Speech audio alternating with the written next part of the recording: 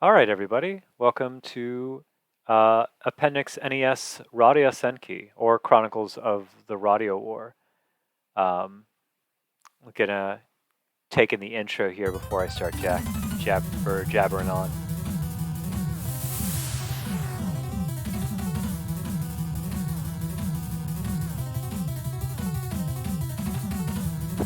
Ho ho ho, Princess Levis.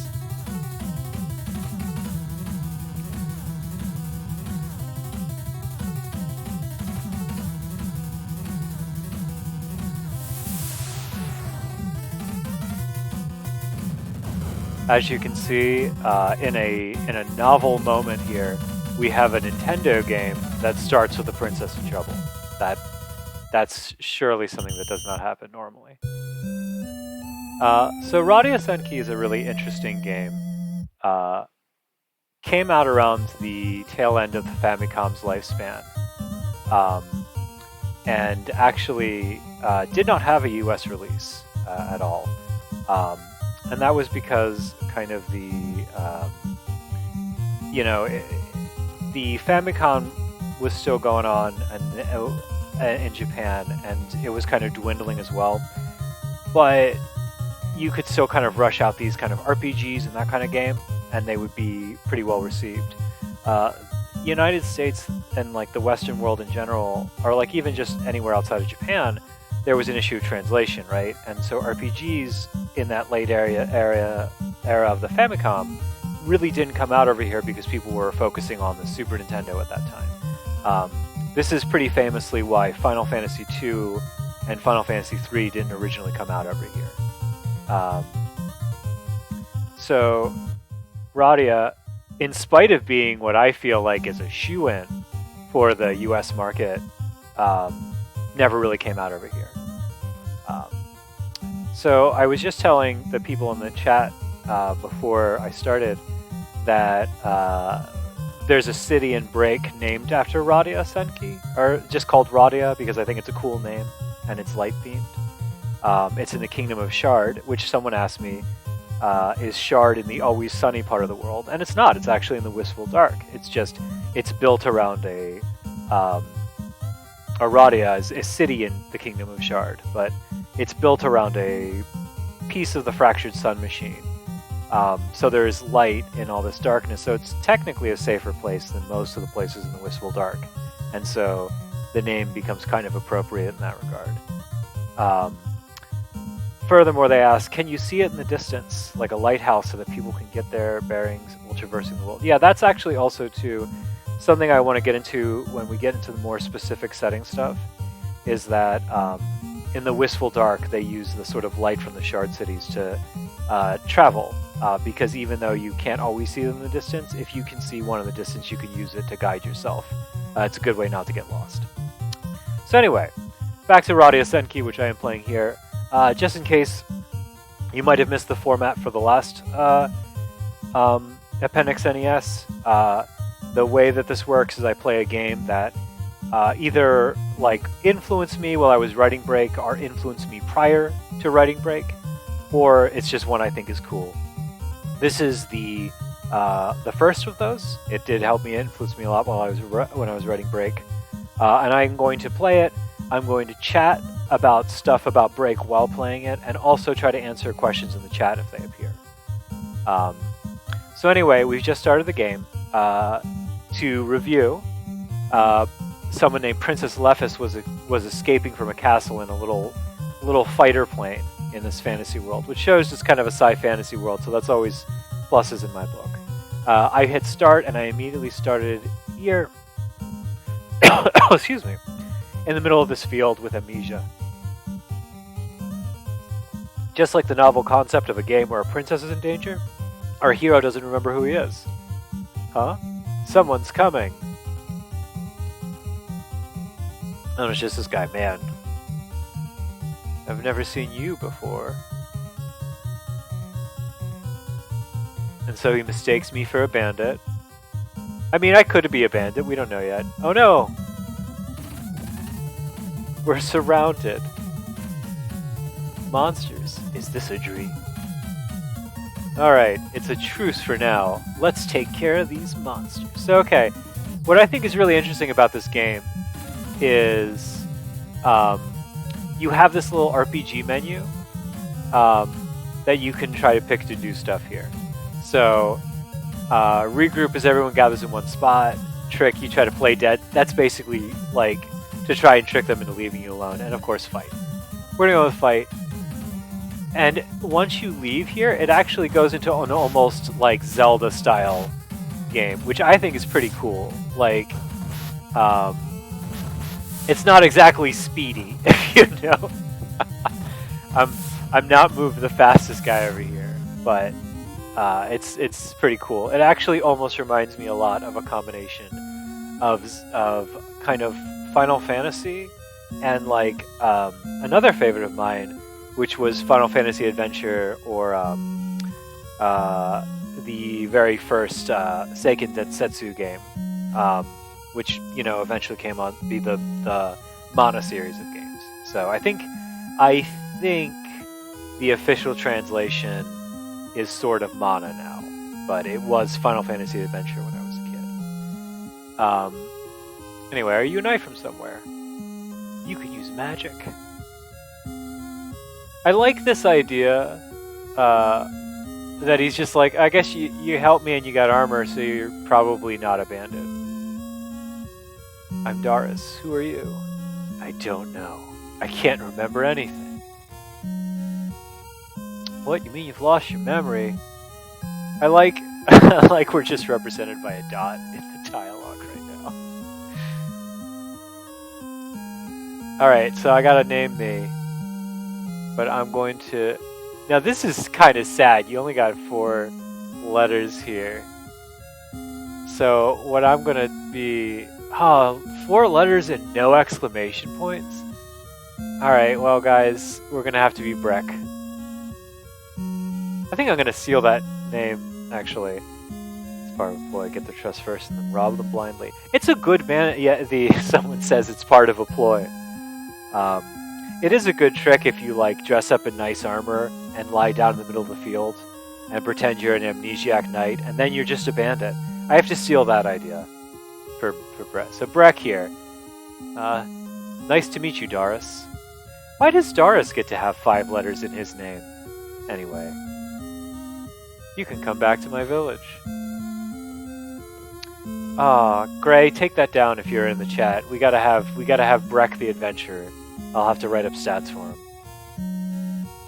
Elphus village is to the north. Let's go.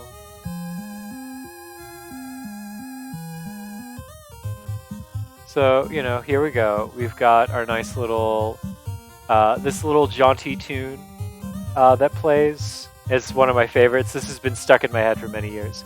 So here's my history with this game.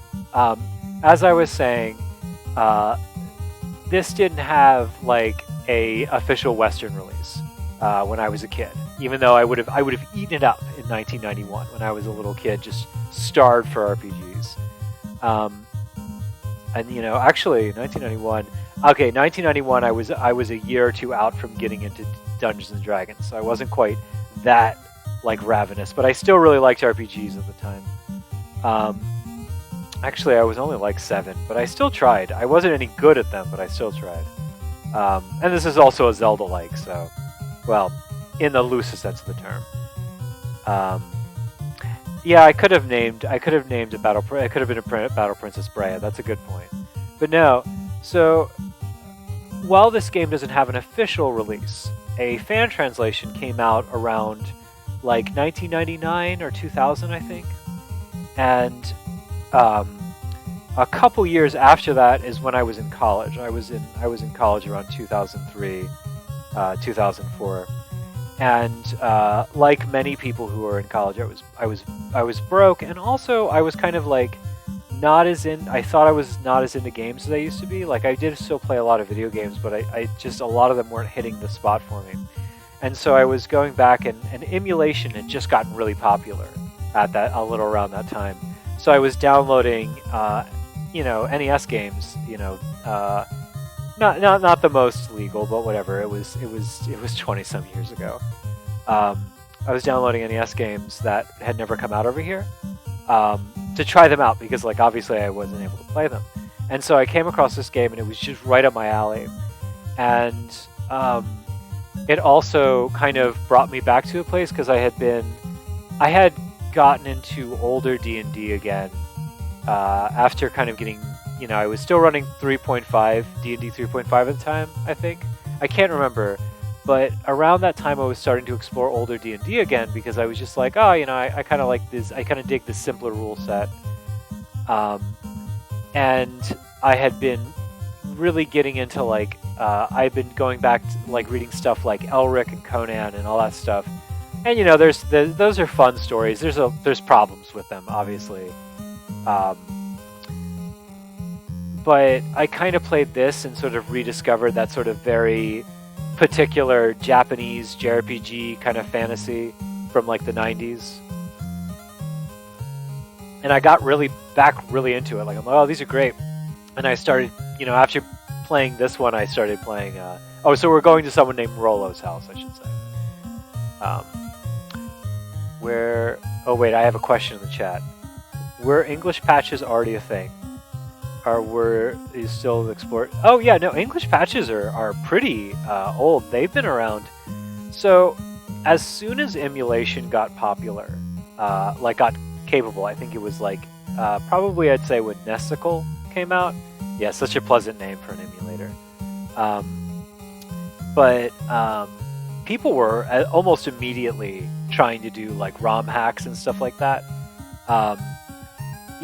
Before there were English patches, there were stuff like Reconstructed Mario or Kaizo Mario, which is still like a popular term now for a game that's really hard. So yeah, they were still kicking around. Like, I'd say late 90s they started popping up. I don't know what the first patch was. I'd say the first couple games that were patched were probably the Final Fantasy ones. Like, I know Final Fantasy V has an infamous patch where they called Bart's Butts, which always cracks me up. But yeah, this one was a pretty early one. But yeah, even in the Stone Age we had English patches. Doris, what's going on? I see. Of course you can stay here. Mina! And Mina's gonna kind of toddle out here. How do you do? Right this way. I just love how accommodating these people are of a man in full armor. You must be tired. Go ahead and sleep on that bed. But yeah, no, so I got to thinking about this particular brand of fantasy, especially like that striking beginning. Yeah, I just walk into gonna record my journey, continue game. Just striking to see, like, again, that little fighter plane in the intro. And I just love the idea of a magic fighter plane. And I'm like, oh, maybe I could just run D&D like that. And the moment I said I could run D&D like the video games I liked, you can probably guess where that went. I mean, if you're listening to this, you've probably seen breaks. So, Breck, wake up! It's terrible. Mina's been kidnapped by bandits. What did we like? What?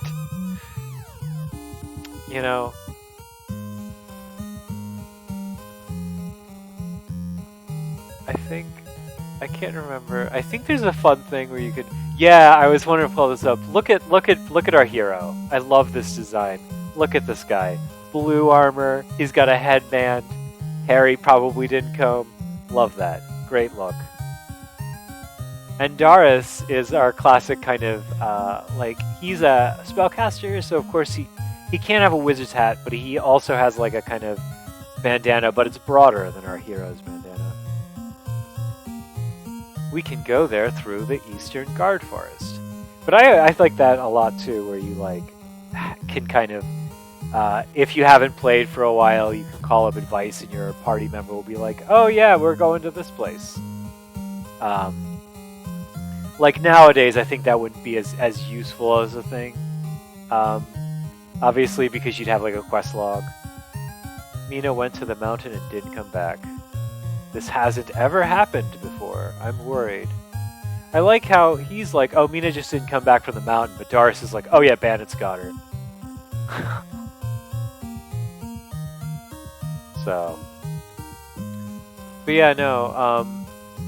So like games like this are like more obvious influences on Break, and we'll see that like as we go along. But I also want to. I think something that's come up a lot in the chat, in the various comments and stuff on the Kickstarter and like other posts and stuff like that, is like people will see something they feel like isn't what they expected to be a influence for Break. So I thought I'd also talk about those while I play. A good example of this, because I think I saw this a ton of times, and I obviously couldn't address it every time it came up, but Break was really heavily inspired by Berserk. Excuse me, I have a cup of coffee. I'm sipping here. It's this coffee I'm drinking is called Shakespeare in the Park. It's a blend by a little place called Merlin's Coffee. If you are on the East Coast of the United States, you can probably order from them. I'm only about an hour away, but I usually order from them. So yeah, go look up Merlin's Coffee.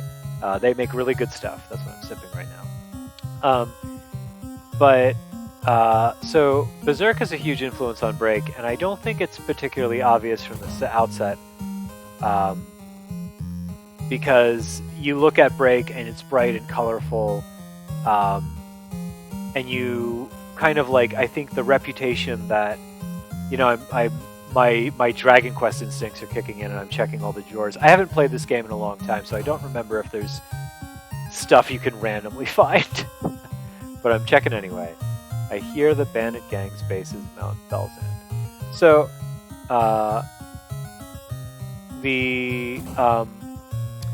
you know, Berserk's reputation, well earned, is a dark, like, horror fantasy. And I think you know, a lot of people were kind of like, does this mean there's stuff in Break? Oh, I have 0 gold pieces. I can't buy anything with this guy. You know, is Break darker than I expected? Is, you know, are you just saying it's like Berserk because there's a giant sword in it? And I always wonder, like, I always want to point out, like, there's later parts in the Berserk manga. Like, I think when people think of Berserk, they're mainly thinking of the early arcs, the Golden Age, which is the kind of the part where you learn about the Hawk mercenaries and all that stuff, the Bands of the Hawk and all that, and then the Black Swordsman arc, which is obviously the introduction to Guts and his, like, you know, sort of quest to defeat Griffith, and he goes around and he fights all these horrible monsters, and there's a lot of like really beautifully like done dark imagery and all that stuff. But I'd say Break draws a lot of inspiration from the arcs that come afterwards. Puck is obviously a big deal, even in those Black Swordsman arc. He's a little fairy that wanders around with Guts, and Puck is one of the reasons why there is a fairy calling in Berserk that we had to take out of the main book, but it's going to be there eventually.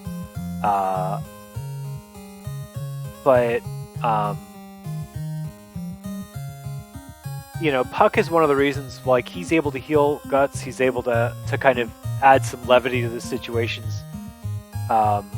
Everyone's like, I love how everyone in town is worried about Mina. She was very popular, apparently. Maybe she's like a local idol or something.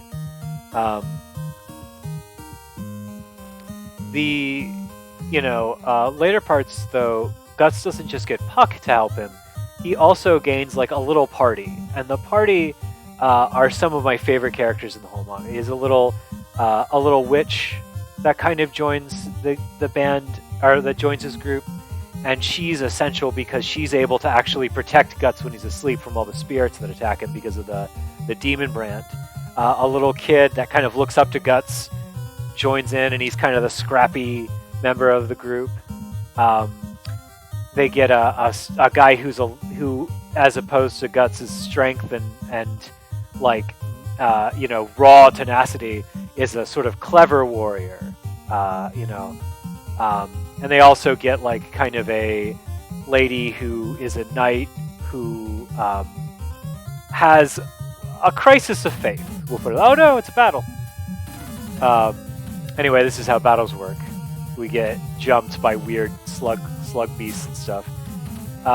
I can also like do strategies with like the party members, but they don't really listen, so I just kind of let them do their own thing. But anyway, afterwards, while the manga remains pretty dark and still has a lot of horror stuff to it, there's a lot of underlying things in there that really... oh, Serpico? Serpico's a raider. I'm sorry, the question in chat came up, what calling would you give to Serpico? Serpico is probably my favorite character in all of Berserk. I brought him up just a bit ago. He's the warrior that joins Guts that's more based on being smart, being clever and skilled. But Serpico, for his sharp insight and like his agility, I'd give him Raider, and he obviously has like a magic sword. Like he has a relic sword. He has a relic weapon that gives him those wind powers and stuff. But that's what I would give him. You might have to cheat and let Serpico take the one strategist ability from the champion, but otherwise Serpico is definitely a raider. But yeah, and so as this party works together with Guts, the story does become about this idea of like, you know, Guts has always been about humanity surviving even in the worst case scenario.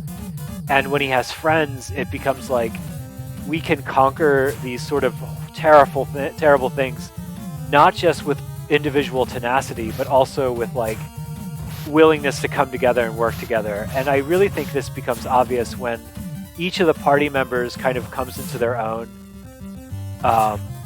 and finds a place in what they do, even if none of them are as strong of fighters as Guts or has as magic as potent as Shirky, the little witch. They all contribute. And that's a big part of a break party, is this idea of like, this is, I like, we just kind of zooped back over there.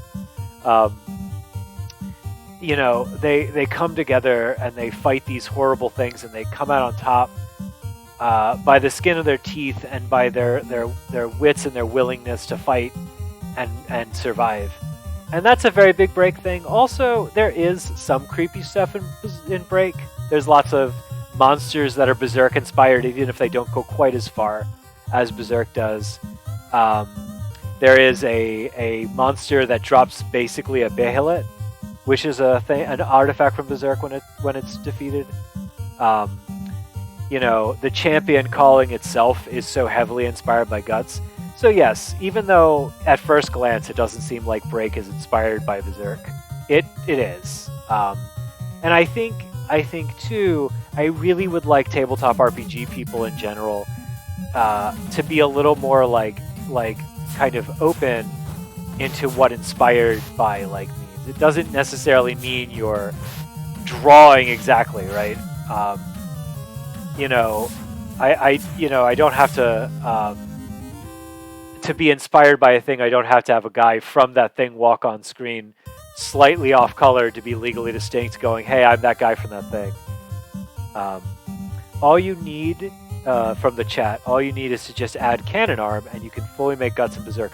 Well, my friend, Magitech prosthesis are there for you. Though, if you had a Cannon Arm from your Magitech prosthetic, it would be a lot more advanced than Guts's Cannon Arm, which is essentially a gauntlet blunderbuss. But yeah. Similarly, I had someone ask, because we put Stormbringer as an inspiration for Break. And in general, I just really like the writing of Michael Moorcock. I'd say the stories of Corum, the Eternal Champion Corum, are a little more influential on Break than Elric. That said, Stormbringer First Edition specifically, the way that game is set up and the character creation. I go more into this in the Bastionland podcast when I was on. I talked about how Stormbreaker First Edition was such a huge influence on me, and that was that's why that's on there. Probably less so, literally less so Elric, but you know, I think you could make a pretty good Battle Princess Elric with a little Ariok soul companion. Uh-oh. If you really wanted to, but yes. Hey, this is our turf, get lost! And we're... One of my favorite things, and I'm going to put this out here, one of the reasons Break specifically mentions that bandits are usually happen because of, like, a variety of reasons, is because as much as I love, like, Fire Emblem and games like this, there's always this, like, unlimited supply of bandits in these games that are just guys who are burly who, like, love stealing. And it always cracks me up. They're like, boss, hey, what's all the racket? Boss! That said, I don't want to give too much away about the bandits in this game.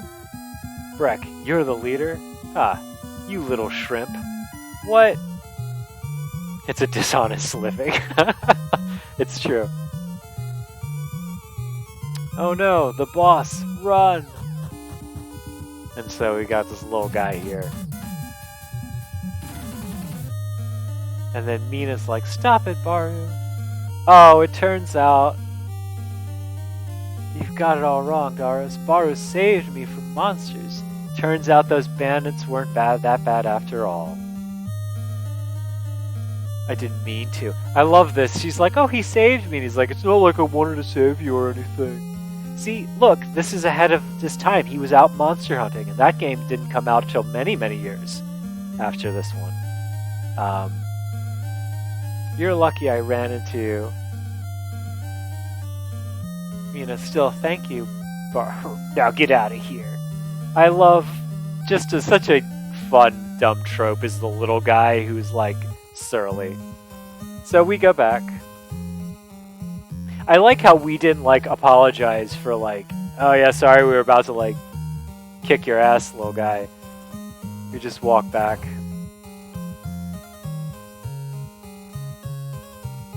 My daughter told me everything. Thank you both. That's a pretty good first break adventure, though. I already love that. I'm going to say that right now. Any break adventure I write, you're going to see a lot of, like, oh, maybe things at first glance aren't what they seem. Maybe not literally. Oh, these bandits are actually just led by a little, Edward Elric guy who's like, I'm not so bad. But I do like messing with expectations like that. Mina, Darius, could you take this to Nyata for me? Then come back. It's great. They're already doing a really good job of being tabletop RPG adventures because they accept every fetch quest that comes to them. Obtain the rusty sword. I'm sure that has no plot significance. Take that to Nyata. So, again, we're going to open up here. And be like, Darius, what is it? Are you remembering something? No. Okay, so we're just supposed to go to Nyata, I guess. I'm sure that... Wait, maybe... I forgot. Maybe Rollo knows where it is. My daughter told me everything. Thank you. Alright, well, let's see if she can tell me. Take that to Nyata. Alright. Gotta love when they're just like, yeah, go there. I'm like, alright, cool. I have amnesia, remember? You guys saved Mina, she looks happy. I mean, I would be too if I was saved, I guess. Prizes won in battle can be sold in shops. just an implicit endorsement of looting right there.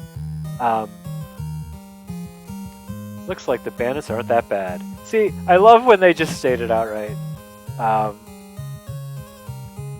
example in the Break book, we have an example group of bandits that if you, like, read their story, they kind of have, like, a reason for doing their thing. And again, it's kind of like, I love that kind of stuff. I love things that, like, make people go, not necessarily that they have to distrust everyone. That I don't ever, and this is not, like, something I can guarantee. I always want when people, oh, Nyata's a guy, not a town. And now, okay. I want Break to be kind of a game where you're always wondering if you can talk to the thing, right? Just because I like that. I like that about adventures. I never want there to be a kind of like, you can't go to the woods, it's dangerous. All right, watch me. I always want there to be, like, I never want there to be something in Break that's like, oh, we can always kill this thing without thinking about it. Like, certainly there's going to be bad guys. There's going to be monsters that are just kind of like dangerous and like bestial or something, and that's fine. There's nothing wrong with that. Like you know, if it's a kind of like you're attacked by a wild beast and it comes to that, you know, it comes to that. That's nothing wrong with that. And like, I don't know, like animated armor, you can probably knock around without too much skill. But I like when most things are kind of like, maybe we should figure out the situation before we just draw our swords, or not. You know, I'm not your GM. Yes, I agree. It's refreshing to not have to solve everything through a fight. Somebody said, at least in this game, if you kill animals, they give you meat instead of coins or a sword of 1,000 suns. Look, you never know. I've always, as a child, I always assumed that when a monster drops treasure, it's because they ate someone with that treasure, and they just swallowed the sword whole or something. I know there's problems with that already, but... Alright, Mina, here. Hey. Thanks. You can rest upstairs for now. I like how they let me know I have to go to bed. Also, I just, you know, Daru and I are pals. He just comes to nap with me. You know? He's just gonna take a little nippy nap. Oh, it's nighttime. Where's Doris? Again, I joked that he's taking a nap with me, but he literally was. That's why I was like, what is he? Where is he when he's gone? On April Fools, you can make a fool's calling named Murder Hobo. That was kind of I do like there are a couple things in Break that are kind of me gently poking fun at styles of play. Like the Blaster Mage adversary is the kind of like the joke of the like wizard who takes nothing but like fireball and magic missile and that kind of stuff in D&D. But I have a couple fun ideas for it. The thing about me is though is I can't if I get into making April Fool's jokes callings, which I absolutely will, I know it already. They're going to have to be fully functional callings and funny. I can't do it half-assed. I got to do it both ways. So those are going to be great, I think, or terrible. I might just fail entirely. Anyway, Doris, what's wrong? Doris, oh Breck, well, right now a man called Nova rules over my homeland, Samara. All right. My father was executed for opposing him, and my younger sister vanished. Always with the younger sisters, these plots. My journey is a journey of revenge. Someday I'll defeat Nova. What journey, man? You're just staying here. What's that noise? Breck, over there. And we find out the intro is happening now. It fell towards the mountain. Let's go. Okay, honestly though, I would make a joke about how they're rushing towards danger. That's good adventure stuff, man. That's where the adventure is. Let's check out Mount Bill's End.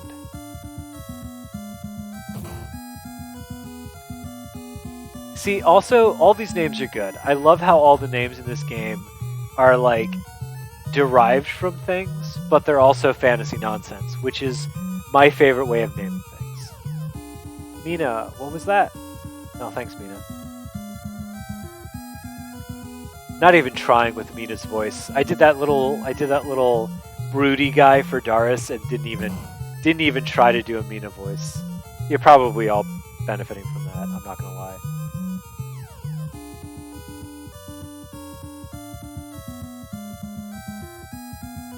think... Oh, you know what? I just realized the mountain is probably where the bandits are. Let's go that way. Again, this game, not the speediest game. You don't move very quickly. Here we go. So yeah, some more non-standard. Who are you, my guy? What are you doing out so late? Something fell towards Mount Bell's End. Alright, thanks.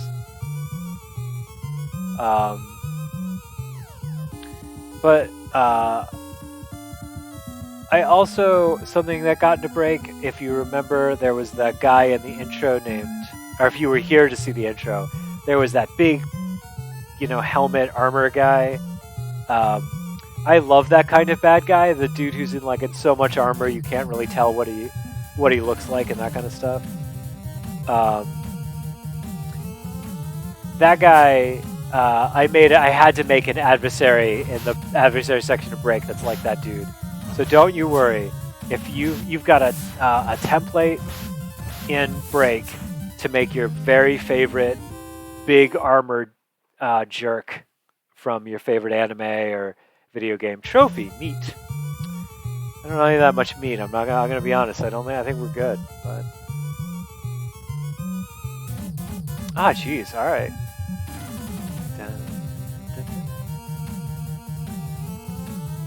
This game was actually made by the by, fun fact, this game was made by Tecmo, which are, back in the day, they were the ones who made the Ninja Gaiden games. The Ninja Gaiden games for the NES, not the Xbox ones later on. But I loved it. They were one of my favorite companies. I loved those Ninja Gaiden games so much as a kid. They could quit adventuring and focus on themselves as butchers with the amount of meat they get. I actually always think that too. Something I kind of want to bring up again when we do smaller towns at Break is a lot of people who would be suitable adventurers. They just stick around town and just do hunting. Now, hunting obviously isn't quite as dependable as foraging and agriculture. I think I leveled up there. But, there's lots of cool, weird monsters in Break that you can kill and eat. So why wouldn't there be guys who just, hung around and, hunted them? Some kind of monster hunters, I wonder if you could make a whole game out of that. Anyway, we're making our way to Mount Bell's End here.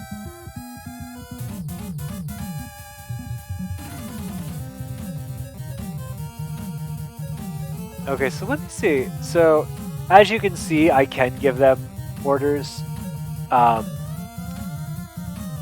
This is probably a little more useful when I have a bigger party. But right now, I'm just going to have Darus continue to attack freely. Look at this, weird little, I guess they're elk? Yaks? Little pink yaks. Alright. Gray, again, if you're in the chat, make a note of this. Little pink yaks as creatures in Break. We need those. Two-horned unicorns. Wouldn't that make them bicorns then? Because they're a unicorn. Anyway. Man, if we're just killing unicorns, that seems pretty rough. What's the max party size? I think you can get up to 4 or 5 in this game. Rare subspecies. Again, it's been a long time since I played it. You get a pretty substantial party though, and the party members you get are cool. You're always playing your little main guy who's I love him in his blue armor and headband. Oh my gosh, come on! One thing about these old games and random encounters. Oh no, Daru! Sometimes you can't take 2 steps without getting attacked again. But yeah, you get some cool characters. You're always playing your most standard Japanese fantasy hero ever. But I love this guy. But you also get a cool lady with knives, if I recall. I think there's a healer at some point. Again, been a very long time. Daryl the Bicorn. I realize that there's a good chance there's some people in the Break Discord who I think may have not been born yet when I was playing this game. But that's just how it goes. It was thanks to Japanese fantasy tropes that we can now suplex a train. You are correct. And you know what? Now that you mention that, that's another big influence. Like, I think it's obvious and I don't need to mention it, but of all the Final Fantasies, Final Fantasy VI is probably the most influential on Break. Like, how, like, not just obviously the setting, but like the story, how like kind of moody and sweeping that story was. Look at these bandits. We only steal from the wicked and we don't kill. See, look at that. The runt, or the boss tells us what to do. Boss left on a big job. I wonder if it's related to what we're doing. We make our dough hunting monsters. Something I really love about the idea of like bandits that only steal from the wicked and like they're kind of goofy, lovable bandits. If you've seen Castle in the Sky, the Sky Pirates from Castle in the Sky, those guys, I love those guys. And their leader, their captain, break NBC, break GMCs, all of them. Love that big group. And in fairness, oh, here we go again. All right, let's go. We're back to these little, I called them slug beasts, but they almost look like little fighting croissants. Croissant. That little colorful spell arrow would be more impressive if you hit with it, Doris. Oh, you know what? Somebody pointed out they might be armadillos. I thought they don't look like armadillos have little legs, right? They move around on little legs. Like those guys look like they slither. Oh my gosh. And you see their buddies with slime? Maybe they do have little legs and we just can't see them. You see, this game isn't as fast-paced as Crystallis, so there's less of a chance of me dying on screen and embarrassing myself. Yeah, I gotta remember that. I love how he raises his little sword every time he wins a fight. It's important. Oh my gosh. Oh, we got some new enemies here. They're like little bugs. They're friends with the bicorn. Daryl brought his little insects here. Games like this also, big influence on me with Break. This, Final Fantasy also, obviously. Nausicaa. I love weird animals. I love when the planet, when a fantasy setting is filled with weird animals that just don't exist. Because it reminds you you're in a weird place. And it also means you can design, just like, be really weird about like what you design. Like, the Pudge Grub comes up a lot for obvious reasons in Break. But one of the reasons why the Pudge Grub happened is because I just thought it would be funny if there was just tofu you could eat walking around. And like, oh, look, it's our crashed plane. Is it an airship? The Pudge Grubs are also kind of, the fact that you kind of eat them and like they're kind of about as smart as a shrimp was meant as kind of like a speed bump for people. I wanted to let them know that Break has like some weird kind of like very weird and goofy stuff in it alongside all the warm-hearted and sort of wistful stuff too. I am a big fan of incongruencies in tabletop games. I like when things mix up a bit. That's one of the reasons why the rules in Break are the way they are. And I like both thematically and mechanically for a game to kind of mix it up a bit. So, is it an airship? What do you think, Doris? Breck, oh no, someone's still inside. Doris, it's a girl. Good, she's not hurt. I think that's pretty impressive, honestly. I wonder where she came from. Dude, we just pulled her out. Do Pudge Grubs metamorphosis in anything? In general, no. They kind of just get bigger. But they're also like, you could transform them. Just like you can transform people. You could probably transform pug grubs into interesting stuff if you had rituals or chemicals and that kind of stuff. But no, really, like, when I joke, like, pudge grubs are little rice cakes, basically, that just walk around and have a little hungry caterpillar face. Can we have a pudge megazord? I guess if you stacked them on top of each other, you could try. I don't think it would be very effective. She's out cold. Let's take her back to the village. Rollo, how is she? She hasn't come to yet. Who is she? I don't know, man. She looks like a princess from some distant country. I want to know what Rollo's, like, you know, basis for that is. Like, is it her clothes? Do princesses from distant countries just fall out of planes all the time here? Her people are probably looking for her right now. I need you to find them and tell them she's safe here. Like, how are we... Okay, we'll do it. Thanks, Doris. Zenobia is not technically a totally made-up name, but I do like Zenobia as a name as well. In the Northwest. Here, it's not much, but take it. 500 gil. I'm counting on you.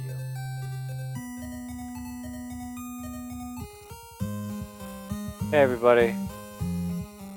Our Yakris. You know what? I bet the Yakris are the pink yak creatures. We figured it out.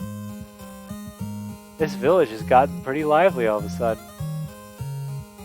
I just wanted to see the side profile of that particular sprite because I haven't seen it yet. Very long hair, that lady. Now that I have Gil, I want better stuff. Welcome. What will it be?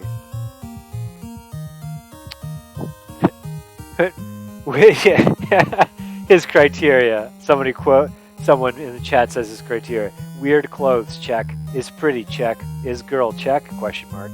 Conclusion, princess from another country. I just like the idea that actually we could just go weird clothes and like pretty is check, princess. That said, in Break, it's a little harder to figure out if someone's a princess because it's a much broader term there. It's about it's a feeling. It's a way of life. It generally means you can do magic of some kind, but you also do a fight. Okay, so I don't think I'm wearing anything. It's pretty rough there. I like how we have cloth and better cloth. Okay, so Breck is wearing cloth. Or I can wear cloth and hide. I can use a short sword. Since this game is being not great at telling me whether... Let's look at my gear. Breck has a short sword and a cloth. Daru just has the cloth on. Okay, I just want to check there. So, I can't really buy a whole lot from him. I already have a sword. Daru's of the cloth. But I'm going to go ahead and purchase a hide. And Breck's going to do it. You kids these days don't know how good you have it. You know, I'd be able to do all this. I'd be able to do this from the shop menu in a new game. What do you mean? There we go. I have to unequip before I can do it. Alright, so let's see here. And let's go ahead and sell... maybe I can't sell the meat.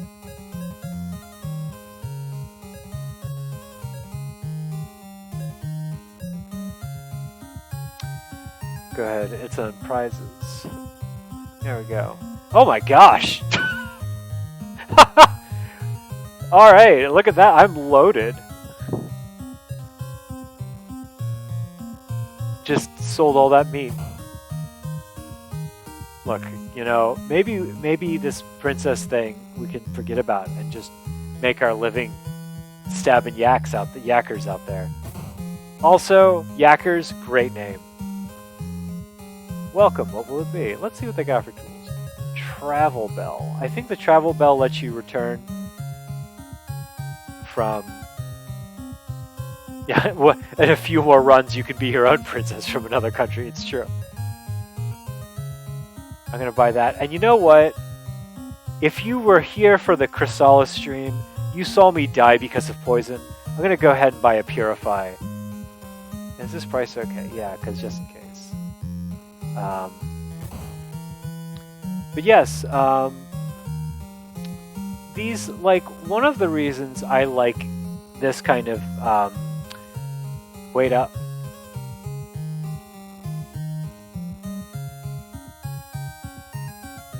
Nyata, a farewell gift, Breck. Use it well. Obtained a steel sword. Cleaned up nice, eh? Thank you, Nyata. Don't mention it. Bye now. Anyway, that was my contribution to the story.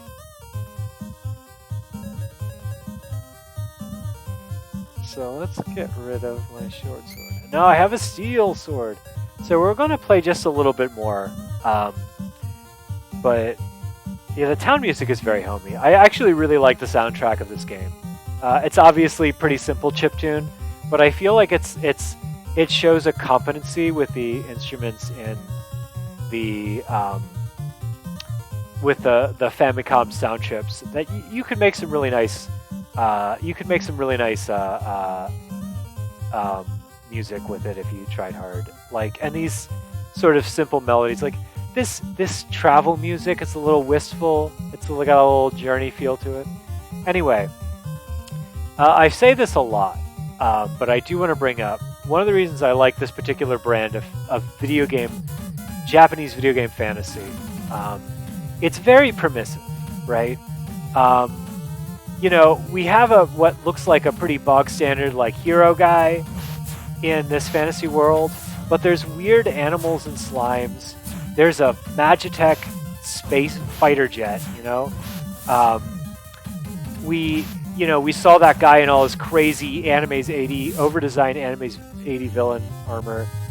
When you have a game, when you use this particular aesthetic, when you use this particular kind of look and feel to your setting, I feel like you can get away with a lot. You know, one of my favorite video games and another huge influence on Break is a game called Saga, and it's not, I wouldn't say it's super famous, but it's definitely more famous than it was when I was a kid. It came over here as Final Fantasy Legend, but that game had you playing, you know, had monsters and robots as playable characters. And even though those guys were actually inspired by the RPG Gamma World, which was another TSR game with a sort of post-apocalyptic setting, it still had that feel, that sort of Final Fantasy adjacent feel to it.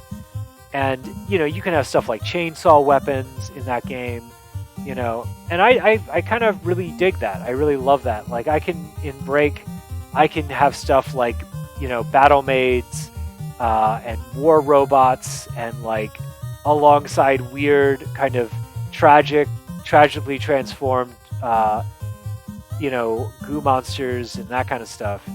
And it never feels wrong, right? It doesn't feel. I'm sure somebody who was thinking, you know, they might look at Break and assume, oh, this is just like, you know, this is just like Nausicaa, or this is just like Legend of Zelda, and kind of get blindsided by some of the weirder stuff in the book. But I really wrote it in hopes to kind of prep you for that weirdness. Another game that has this aesthetic, Breath of Fire, was a huge influence on Break, and Breath of Fire, on top of having all that cool fantasy stuff, also has some like really goofy things in it. Like one of the, you know, there's some weird dungeons in Breath of Fire 2 specifically I can think of. Like one where you literally have to go down a toilet to get to the dungeon. And like, I love that permissive aesthetic. I love the idea that if I just kind of tweak it a little bit to fit, I can really kind of run with any kind of fun idea. And if I can run with any kind of fun idea I have, that means people running Break when they make their own stuff can also. And that's really important to me. I really want people to be able to be like, You know, what if I wanted to have a Magitech car? And I'm like, yeah, that's fine. You can do that. You know, what if I wanted to have, what if I want to do a Chrono Trigger game, and there's a guy in there that's just a motorcycle, right? And I want to eventually be able to let people do that. But also, you know, even if I don't get to that, like somebody else can read the book and kind of figure out how to do that on their own too. And that's important to me, because I'm never going to be, I'm one guy, you know, Gray is one guy. Like, we want to do as much as we can, but we're never going to be able to do everything. And so it's really important to me that, you know, that the game has that permissive aesthetic and has a way for people to make their own stuff and have their own fun with it. But anyway, you know, I got a little bit of time. I'm going to see if we can get a little farther, but we're oh, look at that. Look at that beautiful sea of green. Oh, and then as soon as we see it, all these bugs everywhere.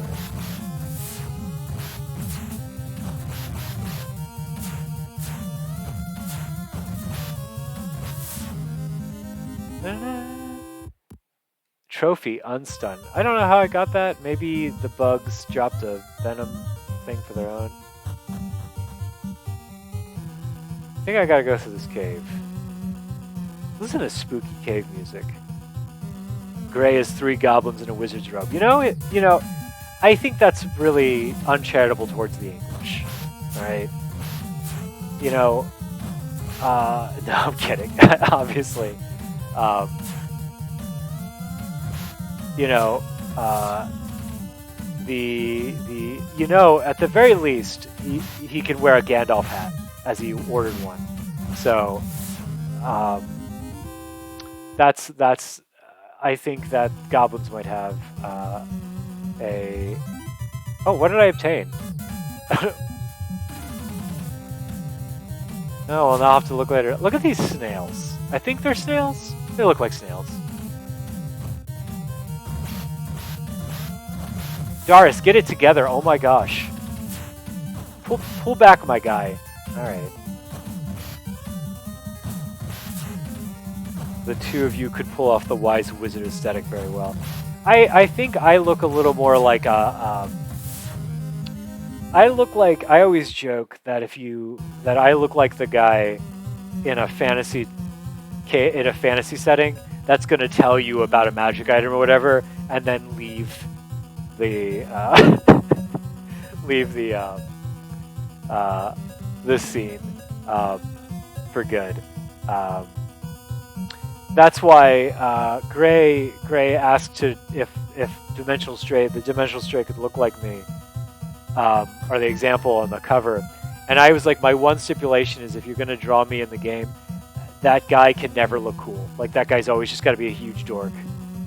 So if anybody was expecting like that little Dimensional Stray guy, the little isekai office man on the front to ever be cool in anything, you're out of luck. He's always going to be a huge dork, because I have to be honest to the source.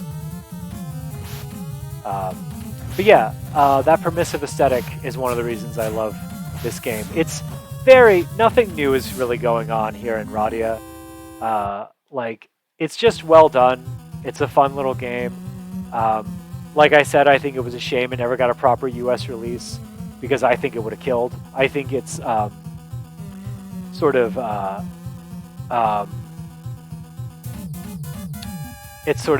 action like approach to an RPG would have been super accessible at the time for people. And it's also too, like, you know, just a short time after this game, alright, Secret of Mana would eventually come out for the Super Nintendo, and that was really popular, obviously. Like, I loved it, a bunch of people did.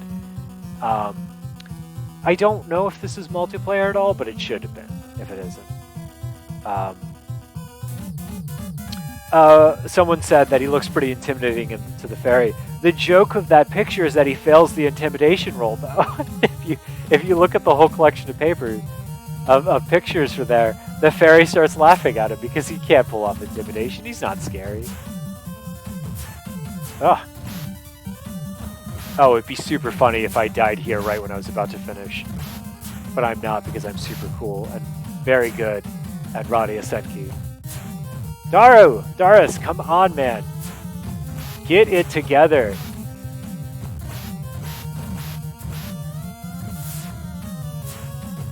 Why are you charging them? You are a spellcaster. I guess I have to order him to defend or something. Yeah, Daru is actually taking quite a bit hit. If you look at his HP, he's also got. Oh, whoops. Well, you got to see my background, which is just the cover. Yeah, Daru has a lot of HP. Actually, I'm making fun of him for being the mage, but if you look at that bar, I think he's got 72 HP. He's making Breck look like kind of wibbly here. Oh, here we go.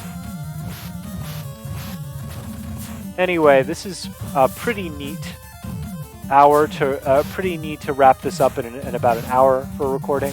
Makes for a good YouTube video, which I will post. So, I'm going to go ahead and finish this combat. Anyway, the Kickstarter is almost finished. We have maybe, as I'm recording to it, the day after is going to be the last 24 hours of the Kickstarter. So if you're watching this and you're on the fence, you might want to check us out. That said, we're going to do a pledge manager, so you can probably jump on a little late, but you want to at least pledge the Kickstarter itself. You can add books and stuff like that. Somebody says, no question, but I'm super excited to read Break. Congrats on the Kickstarter. Well, thank you, Tizlan03. Okay, looks like 34 hours to go is it on the Kickstarter. Check out the Break Kickstarter if you haven't. Even if you don't make it, we're going to have the PDF will eventually be available properly too. We're going to keep making stuff for it, and maybe you hear it here first. I definitely am going to put little fighter plane, little Magitech fighter planes your characters can find in the game. So look forward to that. And if you don't know what you want to play when you get to Break, you could do worse than a little guy with a cool headband and some fighter armor, Are the updates and zines you mentioned going to be on the Break RPG site? We're going to have to figure that out. Yeah, we're going to have to figure that out. I would like to make them easily available somehow. I'm a big fan of itch.io, but I know DriveThruRPG also would be a good place to put it. Also, I plan on putting free stuff on the dev blog when I get a chance, like little tidbits and stuff like that, just because I like writing free little stuff for RPGs. So if you want to know where you can find stuff, I'd keep your eyes peeled for the dev blog. Obviously, I'll be updating the Kickstarter for as long as the Kickstarter is going as well. So, but yeah, I do plan on making them. We'll have to figure out the exact way to distribute those PDFs and updates. But yeah, I would say the dev blog and probably either various any place you can buy and download PDFs of some kind. Looking forward to that. I am a huge fan of just little updates and little stuff like that. So and it makes me happy that with the main rules out there, I'll be able to just every couple of weeks just throw something free out there. Hey guys, someone said they wanted frog people, so here's how you play frog people or whatever. And I'm gonna have a great time with it. But anyway, thank you all for joining me on this stream. If you came in late, I'm going to go ahead and stick this on YouTube when it's done. If you watch this on YouTube, thank you for watching it on YouTube. If this is in the future and the Break Kickstarter is over and you're watching this, what I would suggest is look up Break RPG, look up our website, and see what's going on. Anyway, I hope you all have a great night, and good night. Also, somebody just said, thanks, congrats again on the Kickstarter. You deserve the success. Thank you. I'm still just humbled. I'm going to use that. But anyway, good night, everybody.